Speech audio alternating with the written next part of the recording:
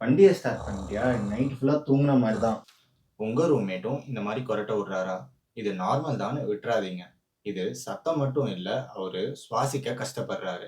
இது பாடியோட ஒரு மேஜர் வார்னிங் சைன். கொரட்டை விடுறதுக்கு 3 ரீசன் இருக்கு. அவரு சின்ன வயசுல இருந்தே மூக்கு மூலமா சுவாசிக்காம, வாய் மூலமா சுவாசிச்சு பழகியிருப்பாரு.